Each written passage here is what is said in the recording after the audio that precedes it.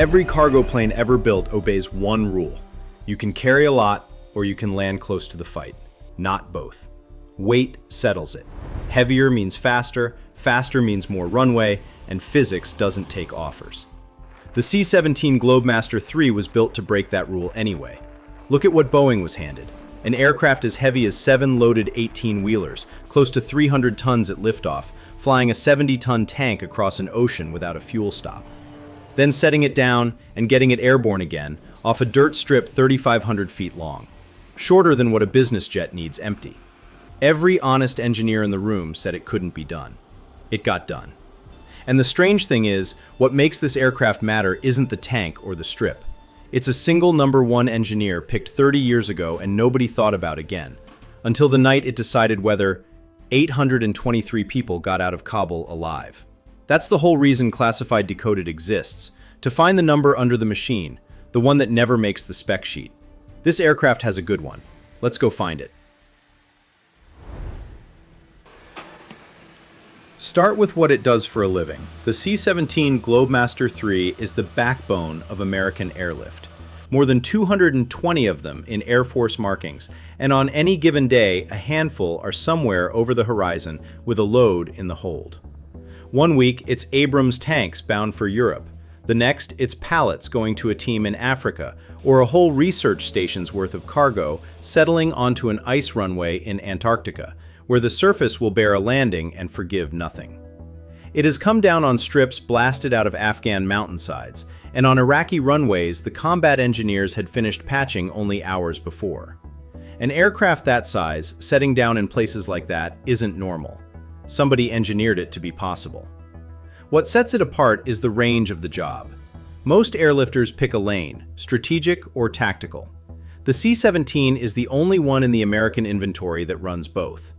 It will carry a 70-ton tank across an ocean, take on fuel in mid-air to stretch its reach about as far as the crew can stay awake, then set that tank down on an unpaved strip roughly 2 city blocks long. Nothing before it did both ends of that job. Boeing shut the line down in 2015, and no replacement is flying, which is why the plan is to keep these airframes working until 2075, 6 decades on a design that started in the early 80s. But what the C-17 carries was never really the point. Where it can put that cargo down is.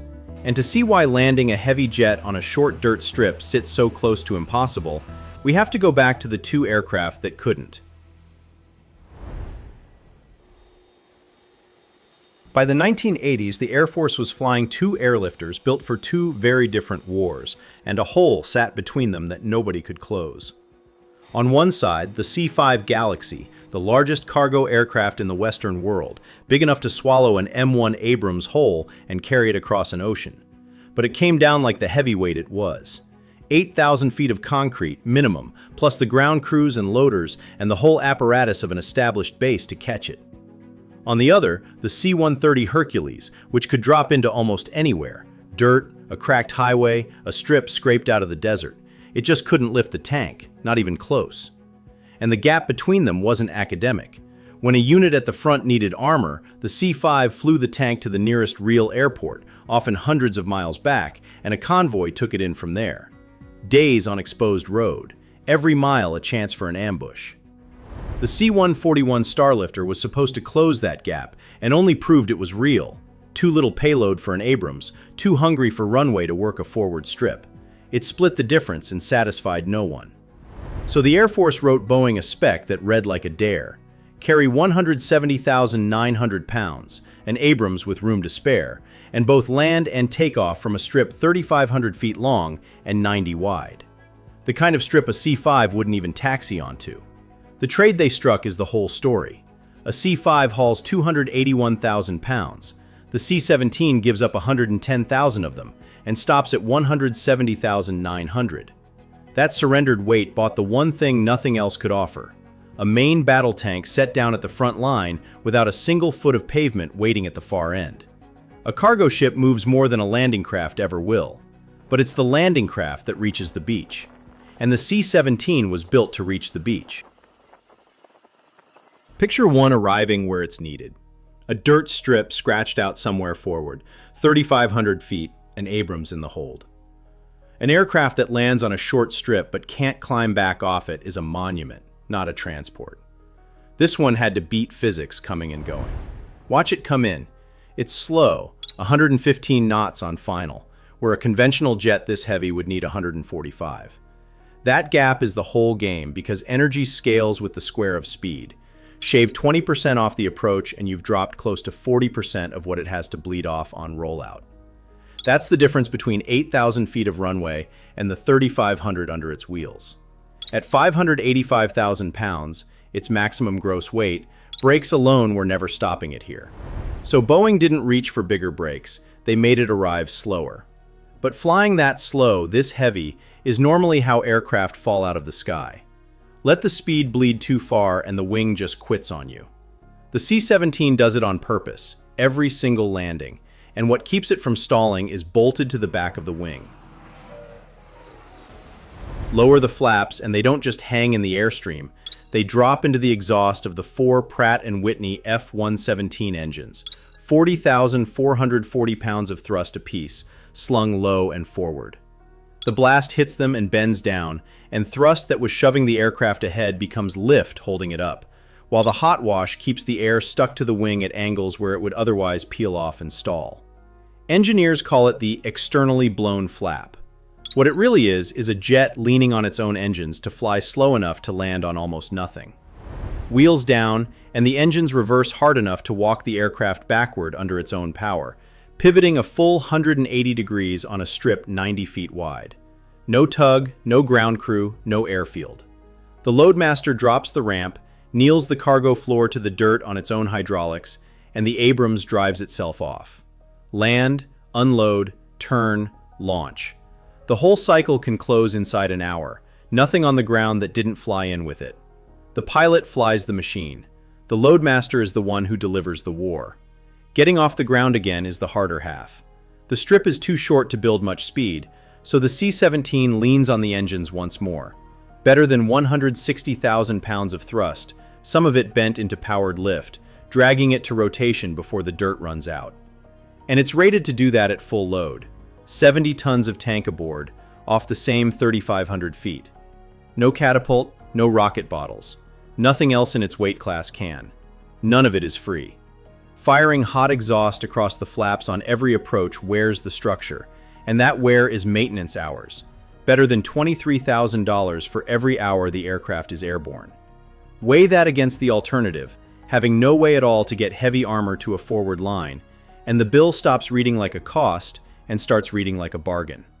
A normal flap reshapes the wing. The C-17 puts its engines to work reshaping the air the wing flies through. One is adjusting the sail. The other is redirecting the wind. Now the number from the beginning comes due. Kabul, August 15th, 2021. The Taliban were inside the city, and Hamid Karzai International Airport had become the last way out. On the tarmac sat a C-17 under the call sign Reach 871, engines turning, ramp down. From the flight deck, the aircraft commander, Lieutenant Colonel Eric Cutt, looked aft into the cargo bay. People were coming up the ramp and not stopping. Men, women, children. No seats, no restraints. Bare metal floor and a crowd that kept thickening. In the back, Loadmaster Technical Sergeant Justin Triola tried to count heads. 200, 400, 600. Past a certain point, counting turns into estimating. The aircraft was rated for 102 paratroopers in full kit, or 170,900 pounds of cargo. What was walking aboard was neither. Cutt did not order the ramp up at 102. He did not order it up at 200. He ran a calculation. Not a feeling, a calculation. And this is what he knew. Boeing built the C-17 with a structural safety factor. Every load-bearing part is engineered to survive 1.5 times its maximum rated load before anything fails. That margin exists because aircraft are not designed for the expected day. They are designed for the one that runs clean past every expectation. 823 people, at something like 150 pounds each, comes to roughly 123,000 pounds. Comfortably under the 170,900 pound payload ceiling. nowhere near the structural limit sitting below that. His decision was not reckless. It was informed.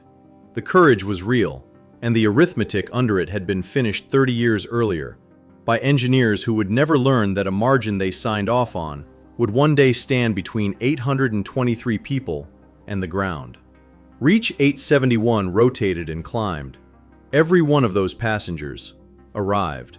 The first Air Force tally read 640. It was corrected later to 823 because 183 children riding on their parents' laps had never been counted.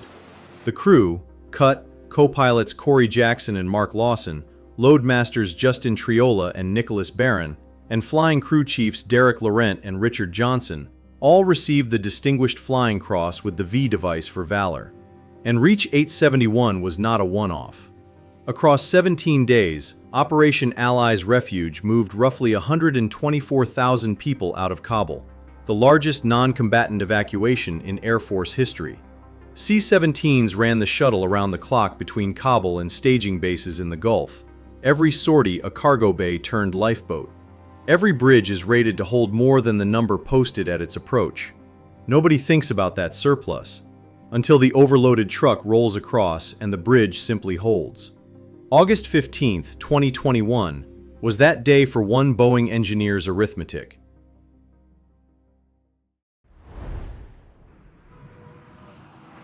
The C-17 answered every question it was built to answer. Runway, payload, structural margin, all of it. One airframe standing in for a cargo ship, a landing craft, and a lifeboat, all on the same day. But every solution carries an assumption it never says out loud. The C-17's assumption is this: the sky over the destination is safe by the time you get there. In Kabul, it was. In Iraq, it was, after strike packages had pulled the enemy's air defenses apart first. In Afghanistan, it was, because the threat on the ground had no modern surface-to-air missiles to shoot with. Against the opponents this century is shaping up around, that assumption cracks. A C-17 cruises at Mach 0.77 with no stealth shaping, thin self-defense, and a radar return the size of a barn. In The Shadow, the hide-and-seek in a dark warehouse that decides who lives in modern airspace, the C-17 isn't hiding. It's standing under a floodlight. And the strip it's flying toward, even an anonymous 3,500 feet in the middle of nowhere, is a fixed point on a map, a coordinate, precisely what a precision missile is built to read. The C-17 freed logistics from the airport. It never freed logistics from geography. The runway can be short, rough, improvised, but it still sits at a known place on the Earth. That is the problem the Air Force is now trying to buy its way out of with the next-generation Airlifter. One platform to replace all 222 C-17s and all 52 C-5M Super Galaxies, the C-5's first, fielded in the early 2040s. Look at what the early requirement asks for. Not more payload. The floor sits near 160,000 pounds, slightly under what a C-17 already lifts. It asks for survivability, the ability to deliver when the sky over the far end is no longer anyone's to assume. Some of the concepts on the table don't put a crew aboard at all. We have seen the shape of that bet before. The C-17 traded payload for reach, surrendered 110,000 pounds to touch the front line. Its replacement is being drawn up to trade a little payload again, only now it isn't buying distance. It's buying survival at the far end. The same bargain aimed at a different enemy. The first antagonist was weight. The next one is the sky itself. And the replacement does not exist yet. Until it does, 222 C-17s and their crews keep running the mission on an airframe drawn for the last era of war, waiting on one built for the next that hasn't left the page.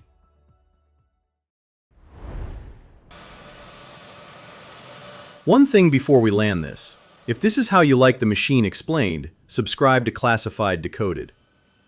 Now, the part that actually matters. The C-17 was never the fastest jet in the sky, never the stealthiest, never the best armed. It was the one that showed up, on dirt in Afghanistan, on cratered concrete in Iraq, on a tarmac in Kabul with 823 people on a bare metal floor and a loadmaster who lost count somewhere past 600. It carried every one of them because of an engineer no one will ever name, who 30 years earlier wrote a margin into a spec, extra strength that, on any ordinary day, did nothing but add weight, burn fuel, and cost money by the hour. Unglamorous, invisible, the sort of decision that never makes a headline. Then came one night in August, when that quiet, boring number was the only thing standing between 823 people, 183 of them children asleep on their parents' laps, and the ground. That's what a margin is. Nobody thanks the engineer who draws it. Nobody films the moment it holds. It just waits in the metal for the day the world asks more of an aircraft than anyone planned for, and answers, quietly, yes. We already know we can put a jet down on 3,500 feet of nowhere. The harder question belongs to the next 30 years, whether that runway is still safe to arrive on when we get there, or whether the sky above it now answers to someone else. The first margin held. The next one is still being drawn. So here's the one to sit with. When the runway is a target and the sky above it isn't ours, what brings the people in the back home?